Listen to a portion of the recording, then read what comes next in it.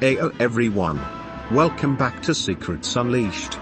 Today we're going to be talking about how to actually sustain one of the most hated combats in the game, which is providing a shield. And with that, other variations of shields as well. Let's get into it. Alright. Firstly, we'll talk about blocking damages. That's right. There are variations to this shields from Preservation MC, and this one, or the first one, we're going to talk about blocking damage. So what you don't want to actually do on this one is to provide a shield on the opposite side of first position character too much and use brain in a vat from the ult too much. Instead, what you're going to want to actually do is deal DMG to the enemy as much as you can, shield to the ally at the first position of the team as much as you can, go to the opposite side of where preservation is actually providing. From there, that way you can actually connect with the damage, you can actually block it properly. That's now you can actually also block damage. But this one is a little tricky to actually block. With this one, you're going to want to actually just activate ult next to G-Card as he finishes his animation, and what you're going to want to do is still provide shields and just block damage a little better. When an ally is way more important when blocking damage, you are going to want to do it better. That's all that really changes on the ult, a little easier, but it still is possible to block damage, you just need better skills. Now we'll talk about normal field shields. Normal field shields means G-Card is a tanker. When he finishes his shield animation, he will still be on his side of the field. What that means is that he will still be on the right side of the field if he finishes his shield animation, if he actually freezes from the right and vice versa.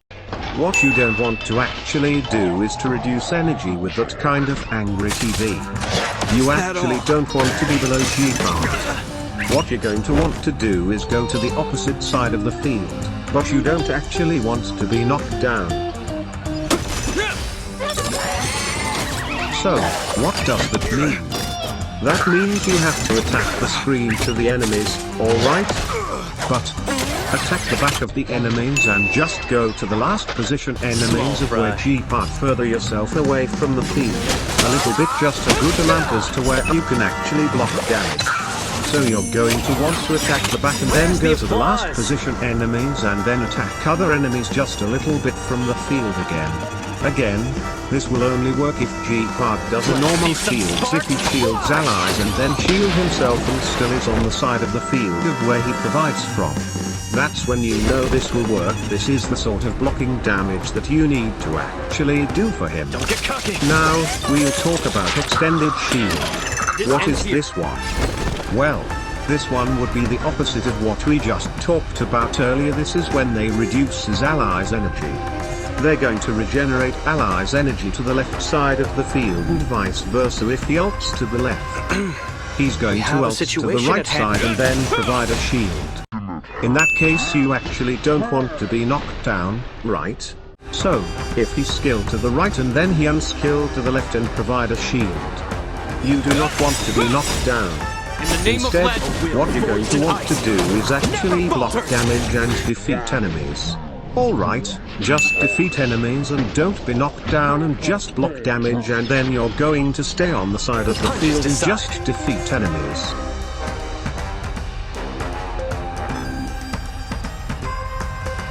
Here you actually don't want to get downed, but you also don't want to consume HP.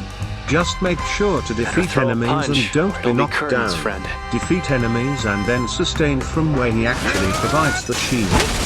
Just provide a shield and you should be good to actually block that damage.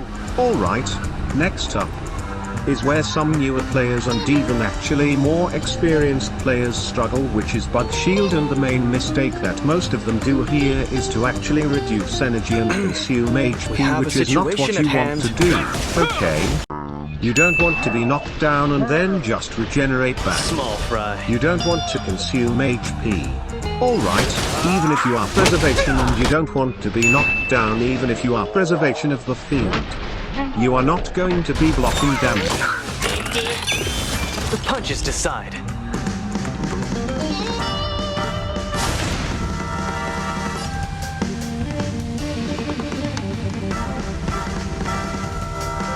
Instead, What you actually want to do is to copy what you do with the shield, where you are going to want to provide to the ally and then block damage.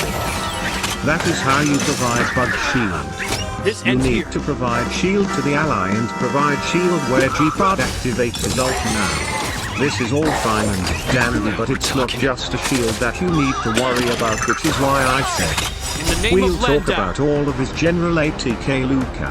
I mean, so you know he has a skill as well. And he still can use that bug where he activates a skill instead of ult, or where he actually provide the shield behind the ally. That's where he ult.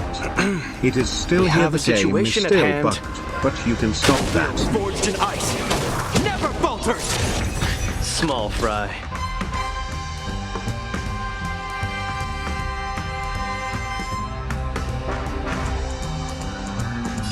So firstly, with the punch, what you're actually going to want to do is just provide a shield where you actually block damage, the Funakoni version.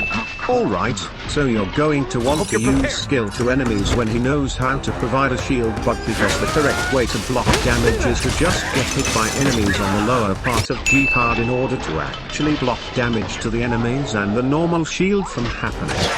That means that the best way to actually stop consuming HP is for you to just block damage.